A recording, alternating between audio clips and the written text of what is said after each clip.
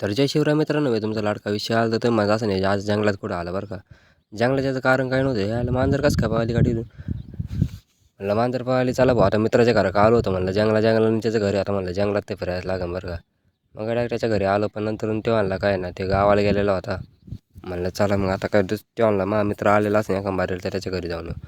तिथे गेलो, कौलारूचं घर बघितलं बरं का, एकदम भारी वाटलं बरं का. म्हणलं कौलारूचं घर पण मस्त दिसत राव. आणि नंतर ना तिथं बघितलं फुलबागायत बिगायत होतं का एकदम कडकमध्ये. नंतर काय त्याच्या त्या घराकडे निघालो बरं का.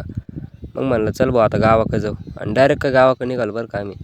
आणि गावाकडे निघाल्याच्या नंतर म्हणलं जरा आता गाव बी फिरून येऊ, कारण की ना गाव मी गेलो फिरायला आणि गावाचा व्हिडिओ नाही टाकला असं होऊच शकत नाही, आहे की नाही. मग काय आम्ही डायरेक्ट निघालो भाऊ, इथं बाजार भरत होता. म्हणलं अर्धा बाजार भरलेला आहे, दुपारी जरा चांगल्या बाजारात फिरून येऊ, आहे की नाही.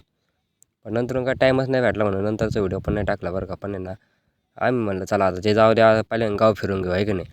गाव फिरायला आम्ही जेच निघालो भाऊ, त्याच्यात आम्ही बघितलं हे दोन ना माणसं फुल फास्टमध्ये चालले जर का आमच्या जवळ. म्हणलं आता मी जर गाडी चालली असं 100% पावले असते, पण जाऊ द्या आता म्हणलं मित्र गाडी चालवायच्या दामाने चालवतो, आहे की नाही. आणि आता रस्त्यापेक्षा गाडी मोठी होती बरं का, काय विषय नाही. त्याच्या तिकडे कुत्रमध्येच झोपलेलो होतो. म्हणलं काय खरं नाही, माझ्या घरचा रस्ता दिसतोय म्हणलं. त्याच्यात गाय आणि शेळा दोन्ही आडव्या गेल्या भाऊ. आणि त्याच्यात भागवा झेंडाचा इतका क्लास दिसत होता ना, विषयच नाही बरं का. चौका झेंडा, विषय नाही. हां, इथे काय मंदिराचं काम चालू होतं, त्याच्यावर म्हणलं आता मंदिराचं काम पूर्ण झालं का मग पुढचे चालू 100% पाया पडून बरं का इथं. कारण की मंदिरात आलो आणि दर्शन नाही घेतलं असं होऊ शकत नाही आपलं, आहे की नाही. मग काही इथं फेमस असणार आहे वनकोट्यामध्ये ना, एकदम कडक असणारं मंदिर, म्हणजे सगळ्यात मोठं मंदिर आहे ना, तिथं पाया पडायला आलो बरं का आपण. त्याला म्हणलं न वेळ घालताय ना टापकुनी पाया पडून घेऊ आपण, आहे की नाही. मग काय पाया वगैरे पडलो आणि डायरेक्ट गेलो भाऊ वरती जाऊ. म्हणलं आता इथं पाया पडून घेऊ, आणि नंतर प्रदर्शनं घालायला गेलो. म्हणलं सगळ्या देवांच्या अगोदर दर्शन वगैरे घ्यावं. आणि तेवढंच आपल्याला नाही का शनिदेव दिसले बरं का एकदम खिडकीमधून. म्हणलं आता शनिदेवाच्या पाया पडायला लागेल बरं का आपल्याला.